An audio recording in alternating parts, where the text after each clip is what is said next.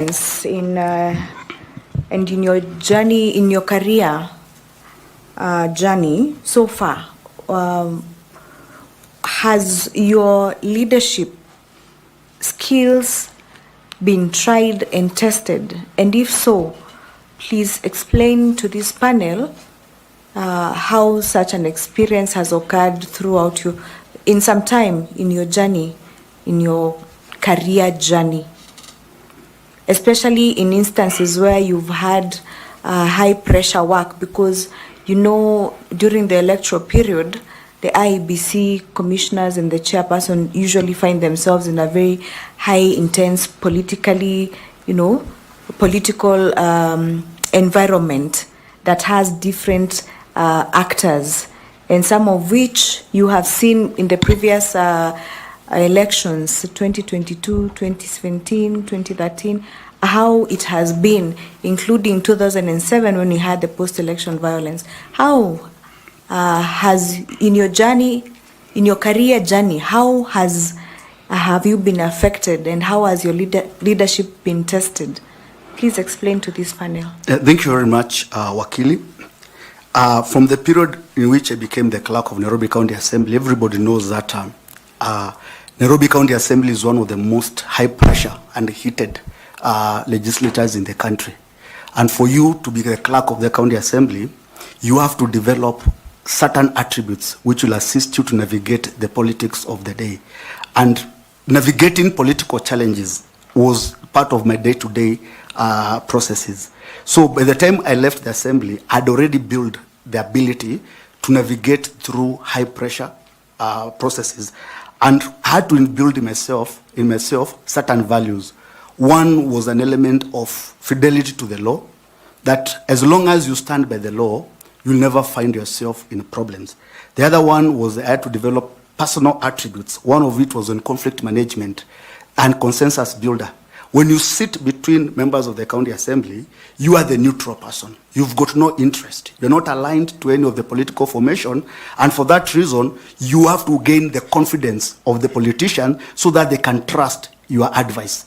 If you are a partisan person, they'll never gain the trust of your advice. And from that, I emerged as a leader in the Nairobi County. And of course, throughout the process, I encountered challenges. My biggest challenge was in 2017, when now the county assemblies were being sworn in. Under the law, that is the election law, the elections of the speaker is supposed to be conducted by the clerk of the county assembly. Basically, the clerk of the county assembly is the returning officer in the elections of the speaker. That is under the Elections Act and the standing orders. In 2017, I was the one who swore in the members. And before I went to swear in the members, the governor had already gazetted the swearing of the members. Around 8:30, I received a call, and I was told to go to the county governor's office. There was an urgent meeting. When I went to the office, I got into a room, dressed and robed, ready to go to the chamber to swear in members. I found a collection of members, leaders from parliament, senate, even my political leaders. And the issue at the table was that the list of the nominated members had been gazetted earlier, a few days earlier, and according to the discussions on the table, some members had been sneaked in. So the request for me was to delay or to stop the swearing-in ceremony and elections of the speaker. Yet it is a statutory function. There I was standing, and these were the mightier of political heavyweights in the country. So I stood there. One of the leaders looked at me and told me, kindly use wisdom. So at that particular time, I told the members that the gazettement has already been effected, that the swearing-in must be conducted. And the time of swearing-in has already been gazetted as 9 a.m. The only way you can stop the swearing-in is by production of a court order. Of course, the argument was that there was a court order going round. I demanded for the court order. I told them, using my political management experience, I told them, this is the law, but I can only stop when you produce the court order. So the best I can do as a consensus builder, I'll go to the chamber, since the standing orders allow you as a speaker, because of the speaker of the day, to adjourn the sitting so that I can allow the court order to be produced. So I told them I'm going to go to the house, I'm going to invoke the powers of Speaker of the Day, because knowledge of a court order as a lawyer, and you know it very well, that you can be in contempt of court when you are aware of existence of court order and you've gone against the court order. So I assigned one of my legal counsels to go with the court and assist to get the court order. I called after 1 hour. She told me they have not even gone anywhere. So there was actually no court order. So without reference to the political leadership, I walked, I led the procession to the house, I swore the members, I swore in the members, I conducted the election with the speaker, and when I was walking out, the same political leadership came and met me and they told me, you are a lawyer. So I was basically able to navigate that process through the fidelity to the law and through my political management skills, which I've gained over a period of time. Thank you. Thank you very much, Mr. Ngwele. Back to you, Chairman. Thank you. Now we will ask Carol Kituku to ask you some questions. Thank you so much, Chairman. Good afternoon, Mr. Muvengi. Good afternoon, Council. Let's have a quick conversation on, now that you identify yourself as an expert on dispute resolution, let's have a conversation on that area. Have you been involved in any way in resolution of electoral disputes in Kenya using the court system? Not at all. Although I've worked with a colleague of mine, that is Dr. Mdomi Ankulu, I've worked on him in the background in the elections petition that he has been handling as his advisor. But not in the technical appearance in the court, but I've been working with Dr. Mdomi Ankulu in the petitions. I've worked with him with the petition which was for the last election petition. I also worked with him. So that the reason why I worked with him also wanted to learn. Which one is this? The presidential, this is gubernatorial, which one? Yeah, this is the presidential petition. Okay. Yes. All right. So let's pick it up from there.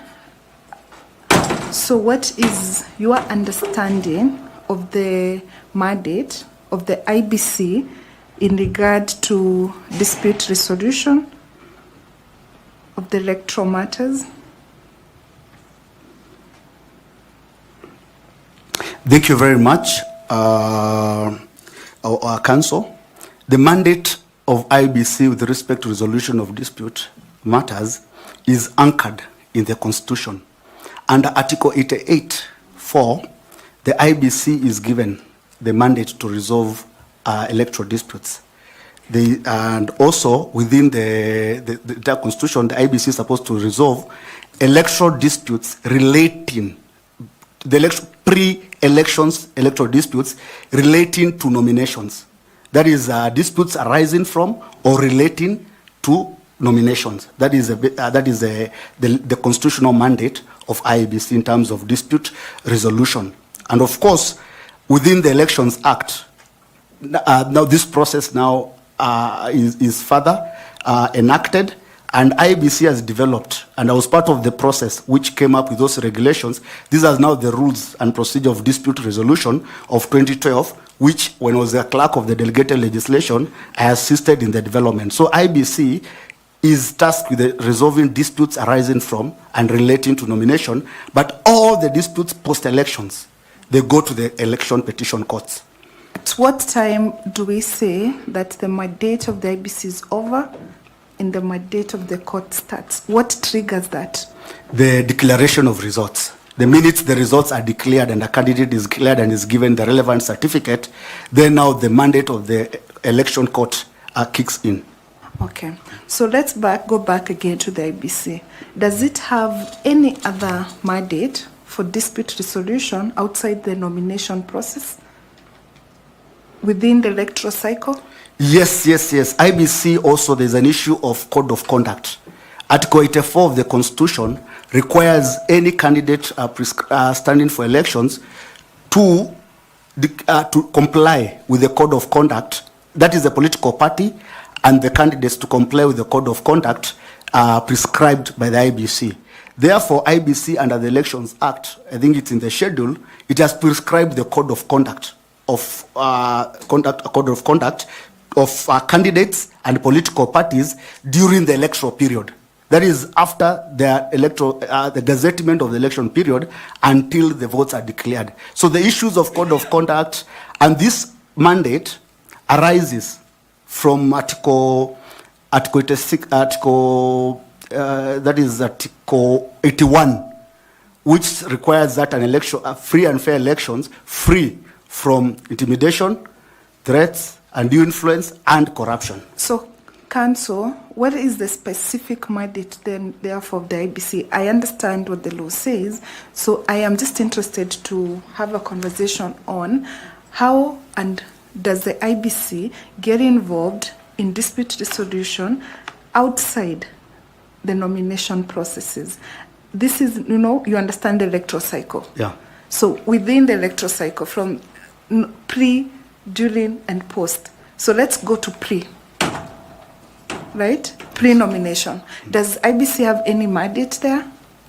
What we need to understand is the period which is prescribed by law is electoral period. Electoral period is a period after gazettement and declaration of elections. So that entire period of time, of course, the IEBC will announce the period for nomination. So the issues of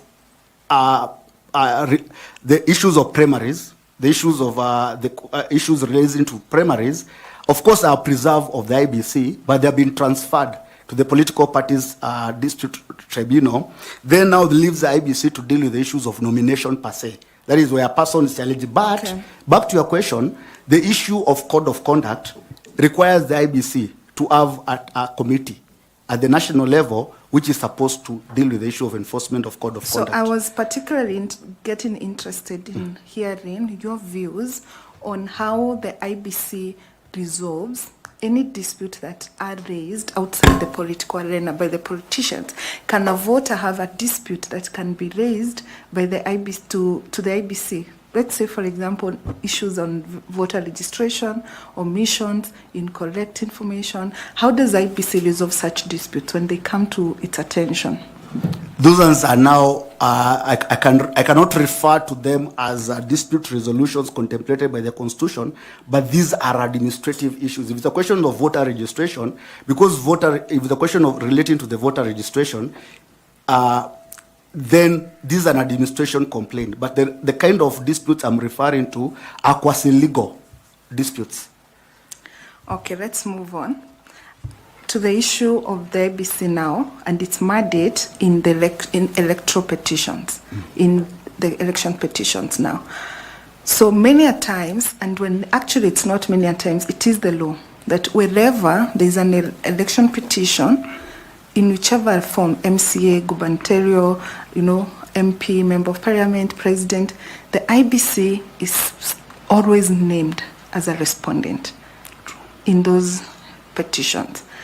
I would like to hear your views on what you think about that and whether it should be an issue of law reform, in the sense that when IEBC is named as a respondent, it ought to take a certain position in the petition, right? And the person who has gone to court challenging for, let's take an example of the presidential petition. The person who has gone to court challenging the validity of the declaration of the results is aggrieved.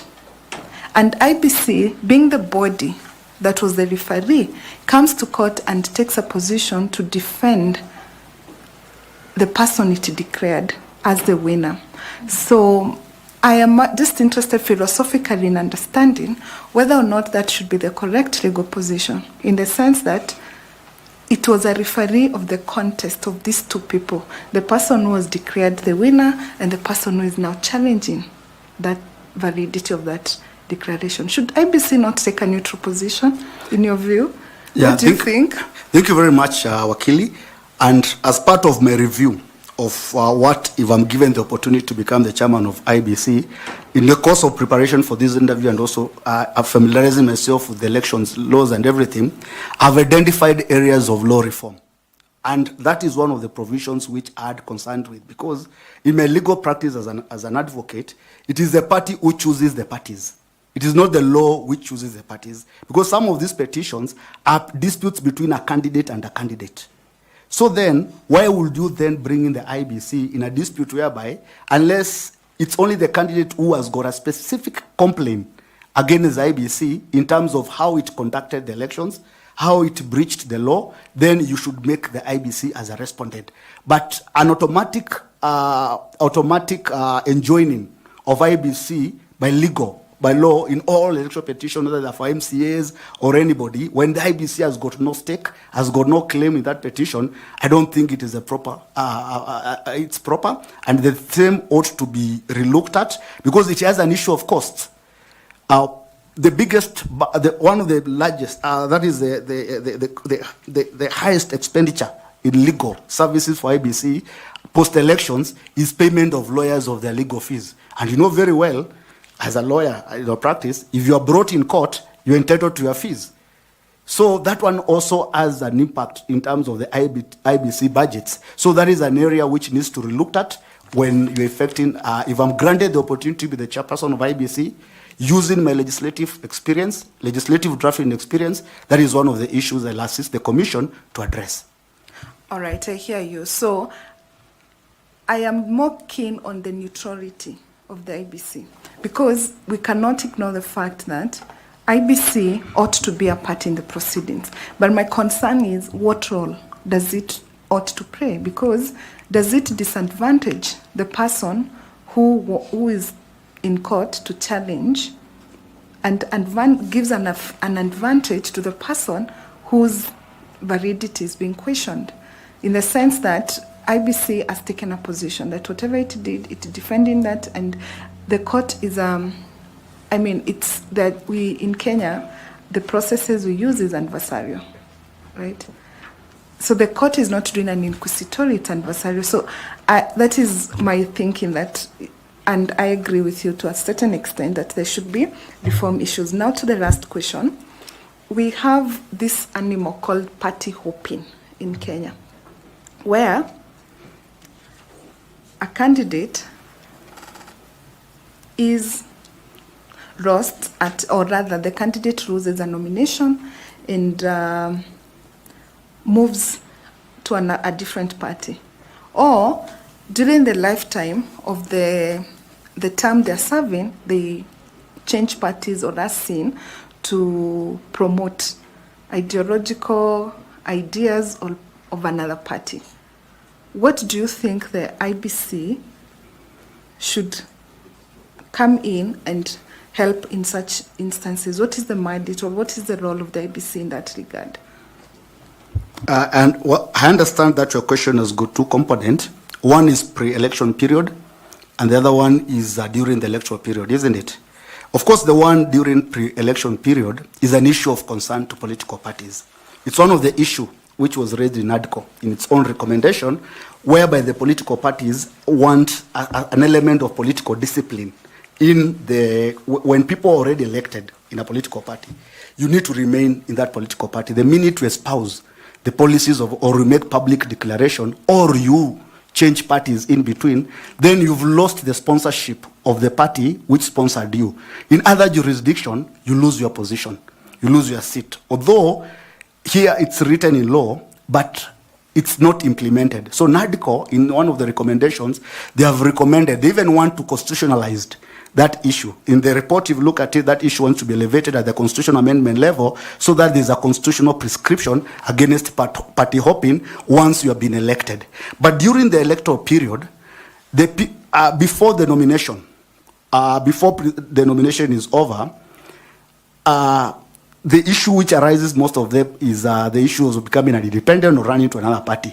It runs counter. If you prescribe a bar on that one, it will definitely run counter against Article 38, which has got the right to vie. Because unless you cannot block a person, if maybe was rigged out in this particular nomination, then that particular person still has the constitutional right to vie in another party. But it's a question of the question of party membership also applies. Can you change your party membership at the last hour? But the constitutional rider on Article 38 will still play. But I think that is an issue to be provided for in the Political Parties Act. So you've raised another issue that triggers my concern. when somebody, as you say, has been rigged out at the party primaries and they become independent candidates, does that in any way promote democracy? And does it raise any concerns? Like at one point you were a member of a certain political party, then you did not get the certificate for nomination, then you resign from that party and then you become an independent candidate. How does that sit within a democratic state? Of course, the right to be an independent candidate is a constitutional provision. I think that is Article 85, which provides... Sorry, back to your question. I am asking in light of the fact that you were not independent from the very beginning. Yes. You were associated with a certain political ideology of a certain political party. But because it did not go the way you wanted for one reason or another, now you come back, now you want to be independent. Of course, it does not augur well in a democratic setup. What as IBC needs to do as a regulator of nominations, what the Constitution has prescribed as a function of IBC and the guiding principles of an electoral system, the IBC is supposed to regulate nominations. So what IBC should do, and I'm granted the opportunity to be the chairperson, that's an issue which I'm going to deal with, is to straighten up the issues of political parties nomination. We need to deal with the issues of political parties nomination because nominations are the first stage to an election. And in some instances, there are constituencies whereby if you win nomination, you've become an automatic, you have won the elections, basically. The election day is basically a crowning moment. So what IBC needs to do, and based on my experience in terms of law reform and legislation, is to implement the component of IBC which requires to draft the guidelines for nomination. IBC needs to step forward, number one, to frame clear guidelines on election nominations. Number two is also to police the election nominations so that we can build confidence. Part of this confidence deficit, people are talking about IBC and elections as a whole, is how shambolic way in which political parties are conducting their political parties nomination. So if IBC is able to come up with clear framework, because there's nobody else granted the same mandate in the Constitution other than IBC, then we'll stop this process of party hopping. You will lose your elections and the nomination, you will concede, and we'll move on and wait for the next election.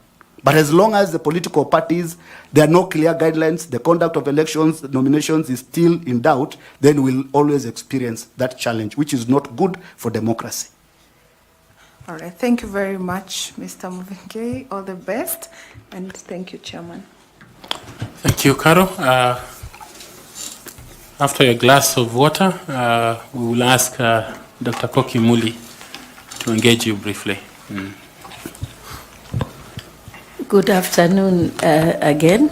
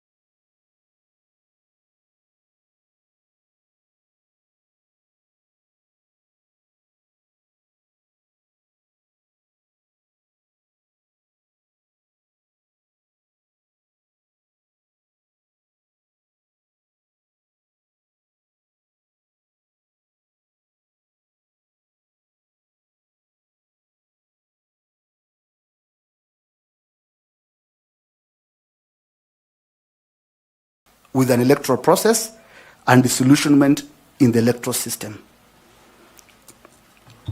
Very good. What brings about that? Why do Kenyans or why do voters feel that way? That their vote will not make a difference, and what you have just said. Of course, part of the issue, which of course is also is beyond the mandate of the commission, is basically the general socio-economic conditions arising in the country, whereby these the issues of unemployment, the issues of jobs and everything. This one whereby people are not seeing the democratic organs or institutions which have been put in place. They are not delivering. During the campaign period, they have been promised delivery of this, we'll do this, we'll deliver this, and that issue is not happening. That one leads to political voter apathy, because people know that my vote is not going to change anything. The other issue which leads to voter apathy is mismanagement of the electoral system. Mismanagement of the electoral system is a perception that the referee is not fair, that the game is rigged. So that perception, be it the truth or not, whether it has substance or not, is one of the key undermining factor of an electoral system, that you really know that even if I count, even if I vote, the person who will decide the vote is the person who counts the vote. As long as we're able to ensure the voters that this vote is going to count, this vote is not going to be rigged, the process is going to be free and fair, and the elections, whatever you're going to cast is what you're going to get out. And this one can only be achieved through a transparent process, and the legal safeguards are there. Lastly, is also the conduct of the political parties. It's a question of how, that is what I refer to the general conduct of the electoral system, ecosystem. How are the parties conducting their nomination? How have these candidates been arrived at? How have the nominations, how are they conducted?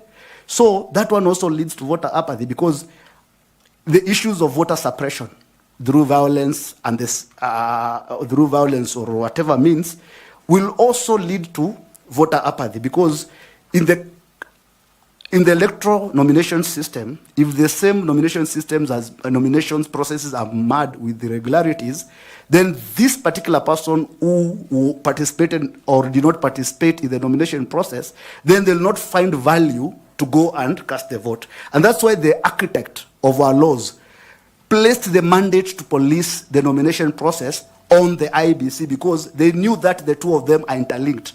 Because if you're going to have a nomination process which is not regulated, then the game, the final outcome of the game will not be free and fair. So the general architect of our electoral system includes the issues of policing the nomination system. So that is one of the reasons it was there. But of course, there are challenges in terms of enforcement. And that's why, if I become the chairman of IEBC, knowledgeable about the issues of that the nomination is a problem, I will implement measures to deal with the issues of nomination. How do you deal with the issues of nomination? I've been City Hall for a period of 8 years. I've witnessed nomination. I know the games which are played, voter suppression, and so on. So that is one of the issues which leads to voter apathy. Thank you very much. Last election, it was said that a huge number of registered voters did not turn out to vote, and perhaps for the reasons that you are giving. Should you be successful in your quest to become the chair of the IEBC, please specify to this panel what measures you will take to mitigate voter apathy, especially now that we have a huge population of potential voters who have attained the age of voting. Thank you. Thank you very much, Melanie Senior. Of course, as I've already previously stated, part of the reason why you have voter apathy, even if you prescribe the medicine, you're not going to get a cure until you deal with the trust deficit.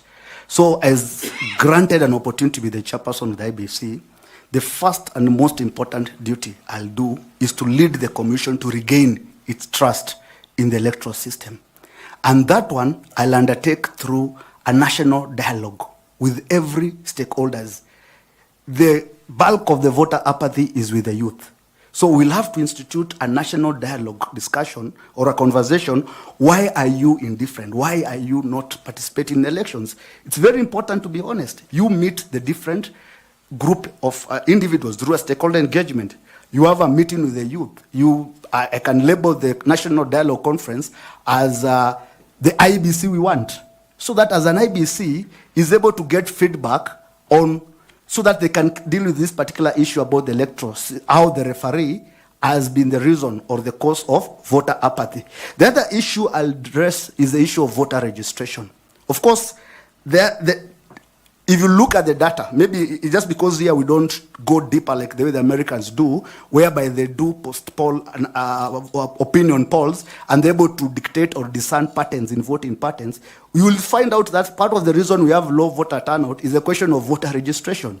That I registered at the time I'd gone for Easter holiday in Mwingi, but the elections are held in August and I'm in Nairobi, I'm not available to go. So that way, we really need to relook at our voter registration system and processes. And for that reason, if I'm granted the opportunity to be the chairman of IDC, I'm going to digitalize the voter registration system so that it's not manual. You don't need to go to a polling station to register as a voter. Or you don't need to go and verify your voting or inspect the register at the polling station. Why doesn't the IEBC have an application, a digital platform, whereby, like what we do have in lawyers, we have the e-filing system, there's another SASA system, we have the KRA system, a digital platform relating to voter register, so that, which is interactive enough that a voter can basically register immediately, and if a voter wishes to shift or to move their vote, they don't have to wait until the register, the period for relocating or transferring your election details to come about. So that is one of the reasons, one of the areas we need to address. Thank you very much. Wouldn't that require legislation? Yes. Just brief. Yeah. Yes, it requires an amendment of the Elections Act. The election. Do I proceed? Thank you very much. That's what I was looking for. Unless you have something to add. No. If you're contented, I'm okay with it. I am. Thank you. Thank you very much. Thank you, Mr. Chair. Thank you very much. We will now ask FCPA Tanui to also ask you some questions. Bwana Muvenge. Yes. Yes. During your introduction, my colleague here, Vice Chair, asked you about skills. And one of the skills that you mentioned is that you have public finance management skills. Is that correct? Yes, CPA, Tanui. Yes, and you also said that you've been an accounting officer for the County Assembly of Nairobi. You were accounting officer for how many years? I was accounting officer for the duration of time I was a clerk. That is a period of 8 years. So when did you leave County Assembly of Nairobi? I left the County Assembly since to be the clerk in the year 2022. Which month? That was around March. March. Yeah, there was in between, there were issues with the court cases and everything, and after the determination, that is when I ceased to be the accounting officer. Okay. Yes. One of the responsibilities of any accounting officer under the PFM Act is to ensure that public resources are lawfully used, they are authorized, yeah? They are used in an economical, efficient, effective way, and in a transparent manner. When you mentioned that you are the accounting officer, I actually looked at the Auditor General's report for the County Assembly of Nairobi for the year 2022. And there were a lot of issues that were raised, issues on the financial statements. First of all, it was an adverse opinion, and I believe as an accounting officer, you know what an adverse opinion says with regard to your financial reports. You are aware what an adverse opinion means? Yes, I'm aware of that. You are aware of that. Huh? So it was an adverse opinion for the financial statements. And they raised over 20 issues, touching on unsupported, unauthorized compensation to employees, payment of allowances to staff above their job grade. And of interest to me, since you are a lawyer and you are the accounting officer, is that you overshot your legal fees budget by over 7.7 million. And in terms of your report on lawfulness, effectiveness of public resources, there were 3 issues with regard to report on internal controls. So there were a lot of issues that were raised, actually a total of 26 audit queries that were raised by the Auditor General. So if appointed the chair, and you've told us you have these public finance management skills. And as I said, I think earlier today, that IEBC is one of the biggest beneficiaries of public resources. In fact, if you followed in the media recently, they were seeking for over 61 billion to conduct the 2027 general elections. So how will these public finance management skills that you've told us you have, given the finding of the Auditor General in the County Assembly with regard to use of public resources and the big picture that we have for this country as chair of IEBC? Thank you very much, CPA Tanui.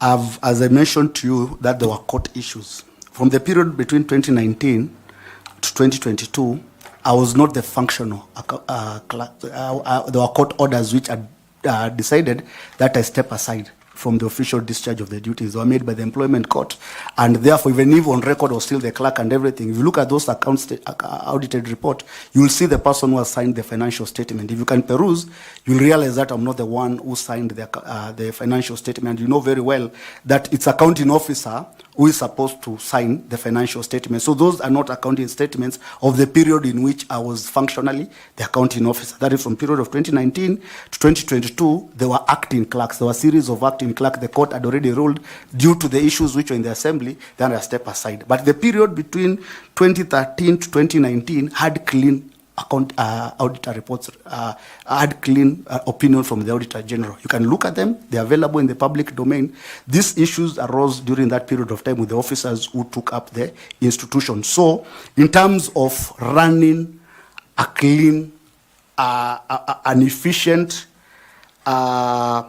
institution in terms of financial management, my period from 2013 to 2019, those reports of the Auditor General are very clear that we were very effective in the use of public finance. I understand that the IEBC, as you have already put, the IEBC is one of the biggest, it has a huge budget, and those expenditure patterns are during the period of time, during the elections period.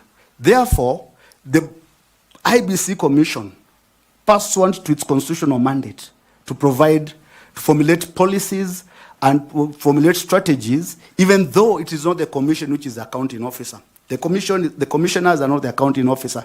The accounting officer is the secretary to the commission. But using the policy formulation and the strategies of mandate and oversight mandate, I'll be in a position to assist the commission to achieve its financial obligations without raising any queries with the Auditor General. And I'm aware that issues have been raised with the Auditor General, but I can be of assistance so that the Commission can get clean reports like the ones which I got when I was an accounting officer. Why I raise that question is that you told us actually you were the clerk until 2022. You didn't tell us from 2019 to 2022 you are not in office. That is when you did your introduction. So it's on that basis that I was picking up that issue. But anyway, yes. Let me just raise something in relation to what he has said. Yeah. In the year that when he was the accounting officer, year ended 2018, June 30th, there was 211 million shillings paid outside IFMIS from the auditor's report. 20? 211, 351, 680 were made outside IEBC during the financial year 2017-2018 as tabulated below by the County Assembly.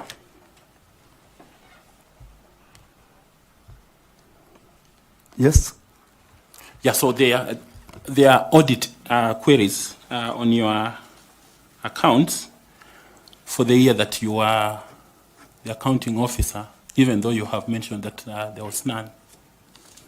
The issues I'm saying is that that report, I don't think whether it gave an adverse opinion. What we need to understand is that from the period of 2013 to maybe recently, the assemblies were not, the IFMIS was not, all of us were not on IFMIS, the IFMIS has not been rolled out to the entire county governments. It's only recently that we have had a complete rollout of IFMIS. So invariably, because of the challenges of IFMIS, the system like in Nairobi, that issue of IFMIS, paying out of IFMIS, was an issue which was cleared by the committee when it was established that the assembly had not been integrated. The IFMIS system had not been brought to the assembly, so it proposed that payments had to be paid out of IFMIS, but there was no loss of public funds. Okay. The report does not say that there was loss of public funds. It's just a question of that payments were not paid on IFMIS, but there was no loss of public funds because these were just processes, because if IFMIS took a while for it to be completely rolled out in the counties. Fair enough. The 3.2 bank reconciliations, the Assembly did not prepare bank reconciliations for 5 bank accounts disclosed, and then he details the amounts there. So there's quite a bit from the reports that you have alluded to have been clean. I think there's quite a lot. It's just that time does not allow us. But can we please proceed? Thank you, Chair, for those clarifications. Let's move on. One of the areas that have come out, and I think you did mention that there are several bills and regulations that are yet to be enacted or promulgated that touch on IEBC. One of them is the IEBC fund. What would you, as a chair of IEBC, what would you do to operationalize that fund? It is there in law. And as you give us a way forward, how different will that fund be, or how helpful will it be to the operations of IEBC, given the current funding arrangement that is done through the Exchequer? Thank you. Thank you very much, Chair. The issue of IEBC fund is not unique to the IEBC only, the issue of funds. It's also an issue at the judiciary with respect to the judiciary fund. It's also an issue at the parliamentary service regarding to the parliamentary fund. Even where I was in the county assembly, our laws which governs operations establish the county assembly service fund. But the law can establish fund, but the fund has to be funded. So that's where the problem is. The fund is basically like a basket, it's like an account. It doesn't generate its own money. It is a repository where extra resources can be kept so that they can be plugged back in after years. If you're not using these resources, you can. So the idea of a fund in terms of when you establish this institution, it means if at the end of your financial year you had been given a budget of 16 billion and you're not able to extinguish the entire budget and you have left with maybe a surplus of around 5 million, you can deposit that fund, that amount of money into the fund so that it can be carried over. Unlike the financial system whereby at the end of every financial year, the PFM requires those budgetary resources to revert back to the Treasury. So when you have a fund, the funds are supposed to be deposited there. The other use of the fund is when we are getting special funds for particular purposes, special purposes. Like maybe you had requisition funds for delimitation exercise, and the Treasury had already allocated resources of around 5 billion for that particular exercise, and for one reason or another, that exercise is not able to be executed. Instead of returning those resources back to the National Treasury, the resources can be deposited there. Of course, the other one is also extra funding. So this fund has always been a big debate with the National Treasury. Due to limited resources, they argue that there's a lot of demand from the entire exchequer, has got a lot of claim. So there's no, that is the argument, it's not my argument, that it will not be useful when we actually borrowing money from the banks to pay your recurrent expenditures, then we give you the money and you keep it in a fund. But the reason why the IBC fund was supposed to be kept is that these resources can remain with IBC even if they're not utilized, all of them. It's a question of engagement with the National Treasury so that they can understand. And for that reason, it's very incumbent upon the IBC commissioners who understand this public finance arrangement to negotiate. And that's why I'm offering myself based on my political skills. It's a question of negotiation with the National Treasury. When I was the clerk of the County Assembly of Nairobi, the requirement was that we'll get money from the National Treasury real time. Yet parliaments don't get money real time. Parliaments operate within immediate needs. There's a need for money today, then you need to pay for that services. But the controller of budget had come up with guidelines whereby you can only first of all requisition the funds, and once you requisition the funds, that's when you're going to be paid. But the funds may be to pay for an emergency, maybe a trip or a retreat or something. So what I did, using my political management skill and experience, had a meeting with Madam Agnes Odhiambo. And we agreed, explained to her, look, the assemblies are different. We really need to have money in our bank account to fund our operations. And the agreement we agreed on, that she will allow us to get 20 million in advance. We utilize that 20 million, and then we account later, then we get the next refill. And for that purpose, we are able to have a sustainable flow of activities without interruption. And that is a negotiation. So IBC requires that skill, that you can be able to go to offices and negotiate. You can go and explain your position to the National Treasury, because having interacted with the National Treasury, myself as an accounting officer, it's all about negotiation. It's all about explaining your position and understanding. Then this fund can be activated, it can get money. Those activities, when we have not utilized our resources, we can still retain the resources so that we don't even end up with issues of something like pending bills. One of the greatest causes of pending bills is that the financial year comes to an end, you already have a contract which is ongoing, and by the time the new financial year has hit in, then the resources have already been transferred back to the National Treasury, and we are supposed to rebudget again. But when you have a fund, if IBC was in the process of procuring some goods and services, it's able to store those resources in the fund because they had already been budgeted and paid back at the end, at the advent of the new financial year. You will be in a position now to go back to the fund and pick up those resources. It's a question of having a pocket. I'm not able to buy today, I've put the money in this pocket. Tomorrow, I'll be able to pay when you deliver the goods. That is basically the idea surrounding the IBC fund. Thank you. And lastly, now given your area of expertise as an accounting officer, you've appointed the chair of IEBC. What accountability mechanism or structures will you put in place to ensure that the resources that have been given to IEBC, aware that you are not the accounting officer, but you are responsible for the commission. You are the head of that election management body.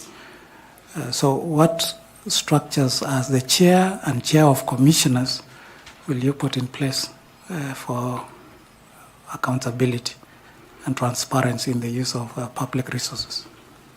Of course, the utilization, the expenditures I've already agreed is that it's a work of the accounting officer, but it is the IEBC, the commission, to exercise oversight and provide the strategic directions and the policies for utilization of the resources.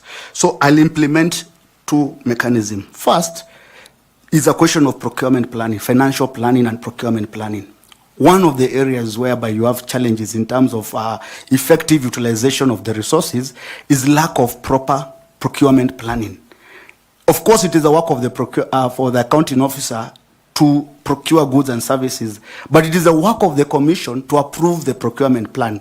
So at that level, using the relevant committee of the commission, that is the finance, I know the IBC has got a finance and a supply chain committee, that committee can engage the secretariat periodically so that they can have quarterly. What we used to have in the county assembly when the clerk of the assembly, every financial year before the beginning of the financial year, almost 3 months, anticipating the budget that we are going to have, we will come up with the procurement plans for the other financial year. Then we'll have it approved by the board, we'll have a discussion with the board. So every quarterly, we will present our progress reports to the subcommittee, the relevant subcommittee of the board, so that we can have a conversation and engagement, so that discussion is there. So in terms of yes, That's one. Yes. The second one, so that we save on time.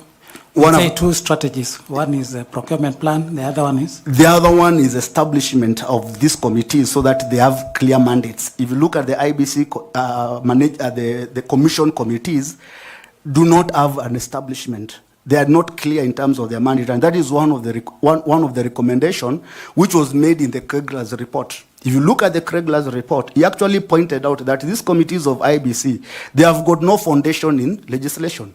So we really need to enhance the functionality of the committees by stipulating their mandate in legislation through law reform. That is what I'll also, so that these committees can be robust, so that there's no pull back and forth between the secretariat and the commission that you interfere in our line of control, yet the committees have got clear mandate in terms of that effective oversight of the resources. wish you well. Thank you, Chair. Thank you, CPA Tanui. This time, I want to ask Evans Misati to ask you some questions. Thanks so much, Chair. Mr. Mfenge, now I want to ask you a question related to the level of preparedness that we need to have as a country before the 2027 general election.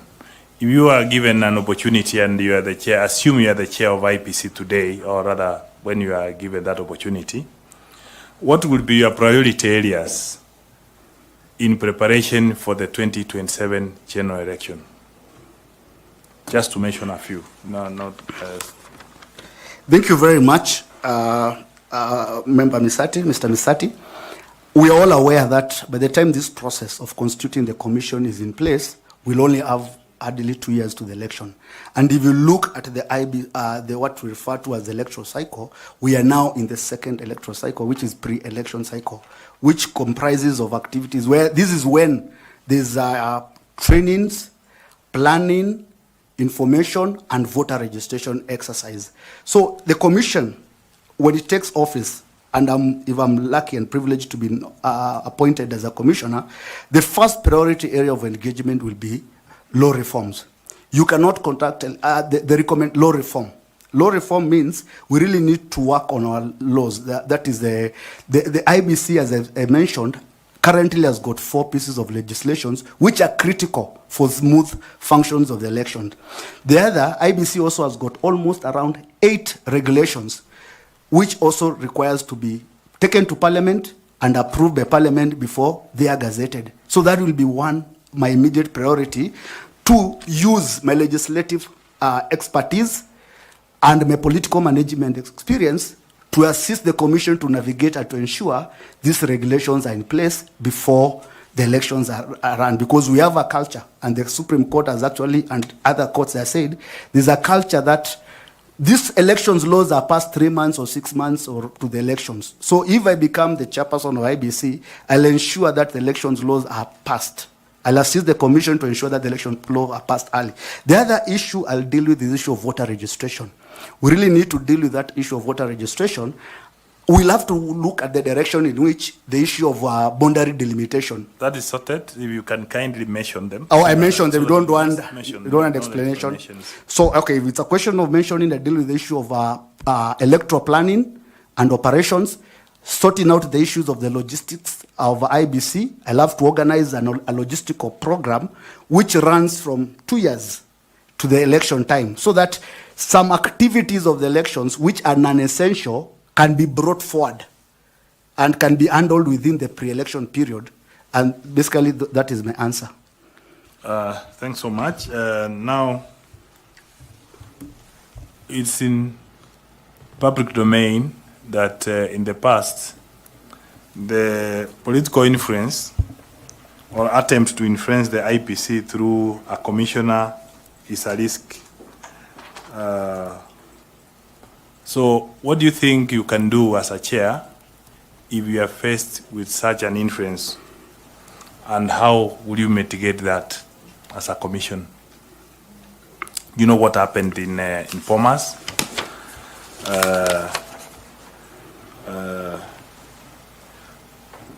The boardroom rapture, such like issues. So how do you think you'll be able to face that or mitigate that as if you are a chair of the IPC?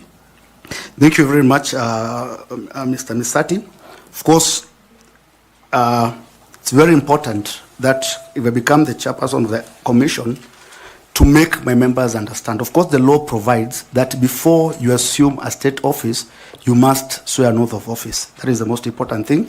Then you must also subscribe to a code of conduct. So it's very important at the outset for the members of the commission to understand the code of conduct and the extent, especially Article 74 and 75 of the Constitution. So one. Are you saying the ones who did that had not sworn the code of conduct or not sworn it to?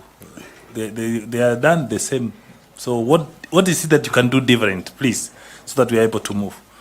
The people who did that, the influence that happened, the same commissioners had been sworn. They had sworn. They had taken oath. So what different can you do? What I can do, of course, I was building up on the issue of sensitization. There's a question of understanding the code of conduct. Number two, I'll also use the system of ADR. My political skills have been in the parliament. I've been in committees of parliament. I've been in committees of the county assembly, and the issues of conflict of interest, issues of member behaving badly, or members crossing the line, or issues of integrity, sometimes they'll arise. The skill which you have learned in those institutions, first of all, is to deal with the members. What we say, can you empty the secretariat out so that we have a one-on-one meeting? Because if I say that the minute we are aware of that, we institute Article 251 process of removal, I don't think that will be the first. The first step will be, first of all, to deal with the ADR. You must have a bare knuckle meeting. I've been in committees of parliament whereby members have had bare knuckle discussions. Where you must change. That is the first strategy. Number two, if a member does not change, if the conduct of that particular member borders criminality, if the conduct of that member infringes on the Electoral Offences Act, then we'll institute a relevant complaint as a commission to the relevant agencies to take charge. Thirdly, if that conduct, again, we in our own discussion, that is an issue which it has to be agreed as a commission, then we can sign a petition to institute or to start Article 251 process for removal of a member. But my political skills, my political experience skills means that, first of all, you must have coherence. You must have cohesion, and you must have communication channels in the commission, so that when these issues are rising, you yourself, you can first of all handle them. If you're not able to handle them, then the law will take its course. Thanks so much. You have tried to answer the question. Now, lastly, you are aware that the political parties, as the key stakeholders, how will you manage the political parties in a scenario where you find that political parties have diverse interests and a situation where they put pressure on you? Which mechanism can you use to ensure that there is dialogue to engage the political parties so that when you have your plans as IEBC, election management plans, the regulations that you're talking about, you mentioned about regulations and wanting to make sure that they are passed. You cannot be able to pass them without involving the key stakeholders who are actually the users. It's like a football game. You have to tell the players the rules of the game. So what will you do to ensure that you have a smooth learning relations with the political parties? The first point is we should, as a commission, develop a stakeholder plan specifically tailor-made to deal with this one particular stakeholder. We might have the broader stakeholder plan, but we must have a stakeholder strategy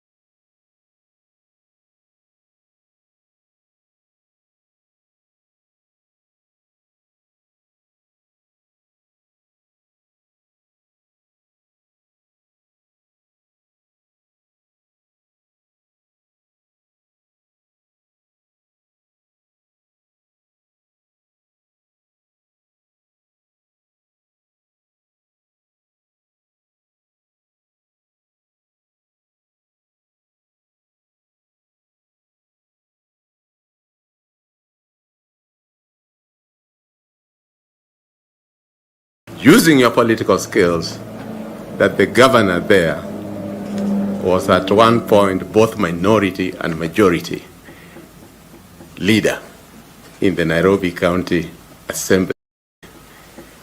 What does that tell us, given the job that you want to take, which is a political office? Wouldn't one insinuate that if you became IEBC chair, you'd use your political skills? Thank you very much. Before I answer your question, I think I need to put into context what I meant by political management skills. Political management skill did not mean I'm a politician. I meant that I've been a political manager of politicians. So a clerk of the county assembly is a political manager, is a manager of politicians.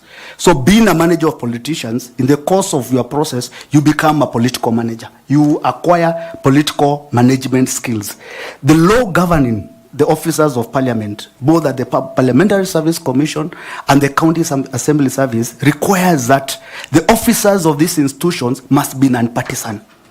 You should not be aligned to any political side. That is what I learned in Parliament, and that is what, when I was in the Assembly, I was nonpartisan. Had I been a politician there, had I had a political side, I'll be back in office. But because I decided to be an officer, what I've learned before is not align yourself to anybody, go there, do your job. I went to City Hall without knowing any politician. I was sent, I carried my laptop, I arrived, and I set up institution. But in the course of my doing the work which I'd set up to do, which I thought is what is in Parliament, whereby the officers in Parliament are insulated from the political intrigues, I found myself thrown in. And thrown into that particular moment, that is where now I found myself in, and I had to leave because now I'm a Kamba in Nairobi. I don't have any political, I don't belong to ODM, I don't belong to Jubilee. So, but the problem, that is how it was. Working for the governor in Isiolo, the governor was, when we started the assembly, he was my minority leader, he was my majority leader later, and also he was my member of the board. So we worked well with him, and he understood my professional confines, he understood my legal skills, he appreciated my knowledge of the law, he appreciated that it doesn't require a courtier to please him. Sitting there as a governor, he needs a legal counsel who is able to give him independent legal advice out of the legal department within the county. And that's why he requested me to come in as a legal advisor so that I can be giving him that independent legal advice whenever the need calls upon. So it was not because he was my political protector. It's just because during the course of engagement with him, he actually appreciated the limits and my skills and my integrity in terms of integrity and also my legal skills. I know him very well. That's why I brought it up.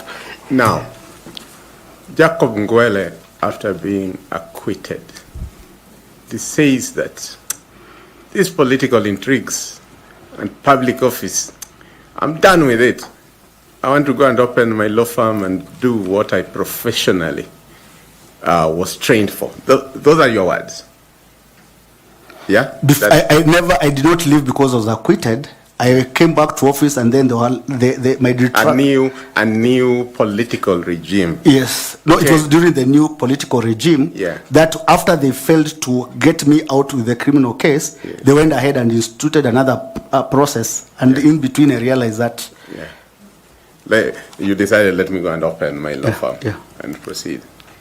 And then barely 2 years later, Jacob Ngwele again is like, I want a public office.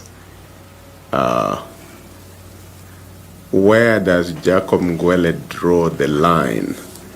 Wouldn't the same political intrigues follow you into the IEBC chairmanship? Or what clothing does IEBC chairmanship have that will keep you away from the political intrigues that drove you away from the clerk of the Nairobi County Assembly? Thank you very much, Council. I have to put the issue into context. What I said is that there was a court case, and afterwards, my political, I can call the leadership, I don't want to name names here, but whoever had the desire to hound us out of office devised another scheme.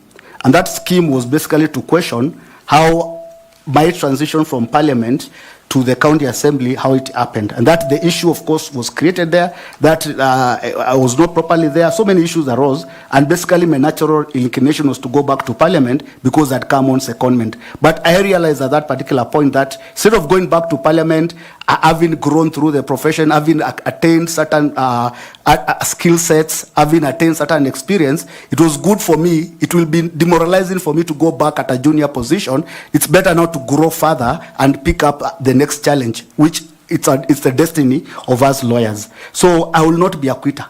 Become the chairman of IBC, I'll not be a quitter. Lastly, can you share with the panel any experience you have had in managing teams and resolving conflicts, especially in high-pressure situations, if you have come across any? Thank you very much. I'll still draw back to my long experience in the legislature, both the national and county assembly, is that being at the heart of the political process, you are the one who is called upon to give the advice or to provide guidance in that particular process. I was the head of the secretariat. And being the head of the secretariat there, I had officers behind me. So basically, I was the team captain. I was the head of the team, which was required to motivate the team so that they can implement. During my period of time, throughout the period I was there, we normally used to encounter on a daily basis challenges. Challenges which our politicians could not even understand. But as the team captain, drawing from my skill sets and my ability to navigate those particular processes, I will lead the team to deliver what was required, both from the leadership in the assembly in terms of the work we're supposed to do, and also from the executive. So throughout the period of time, the achievements I was able to achieve in terms of building the chamber of the assembly and committee room, I did not do it alone. I did it as a team captain of a well-organized team which had procurement officers, accountants, and architects. So, and most of these processes, we used to do them under pressure. Pressure of time, pressure of resources. Therefore, I have the inbuilt capacity to withstand pressure. I also have the ability to manage teams so that I basically can describe myself as a transformational leader. I'm able to identify a problem. I'm able to pick up a vision for that particular problem. And then I'm able to manage the team, to guide them so that they can achieve that particular objective. So I'm a team player. Thank you, Chair. Do you have some quick questions, please, for the Sure. candidate? Bwanangwele, you have told us the way one of your skill sets is in legislative experience. One of the celebrated legislative administrators and served for very long as a parliamentary clerk in the 70s. He wrote Parliamentary Practice in Kenya. More recently, posthumously, he wrote, or his writings were published, Parliamentary Demise and Rebirth in Kenya. Who is that person? The clerks have known, this one might have been James Ngugi. Whether it was James Ngugi, because the clerks of parliament, one was James Ngugi, then you have Japheth Masia, you had Dindiri, and then you had Gishoi. So if he was in 70s, the clerk who was in office at 70s was basically James Ngugi. And James Ngugi was succeeded by Japheth Masia, that was now post-70s. So let me try and correct a little bit. Yes.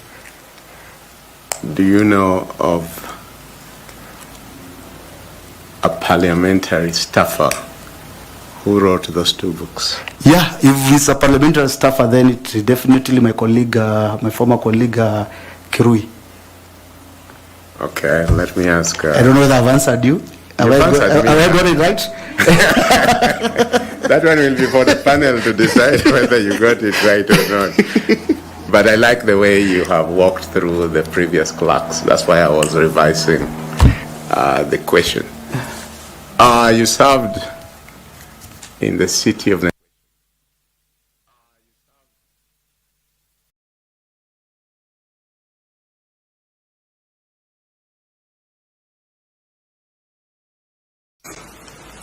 Directors. What's the difference between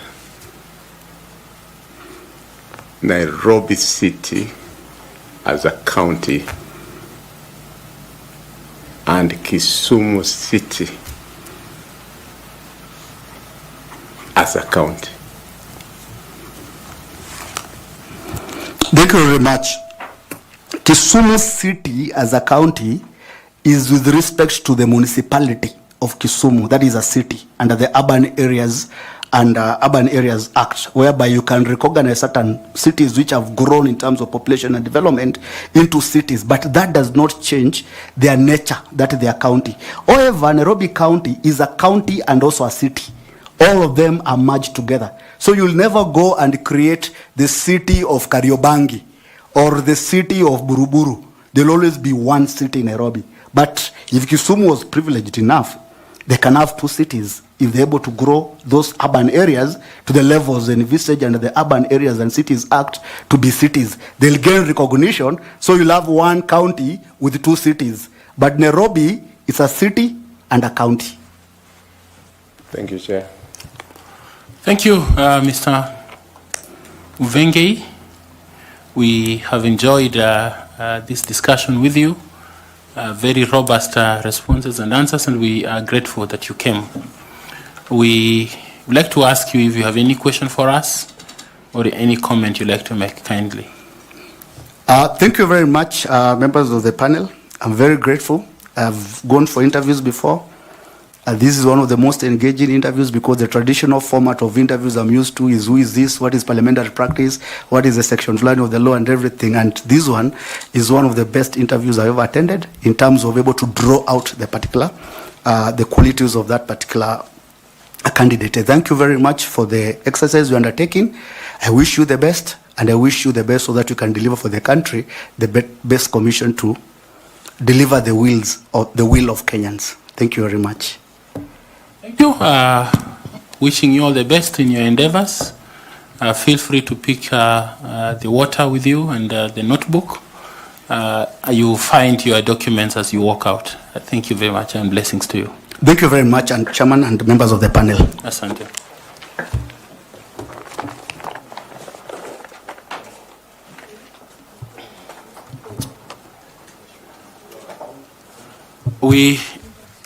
We have one candidate to go. So can we have a short break, 5 minutes, to allow Fatuma also to pray, and then we come back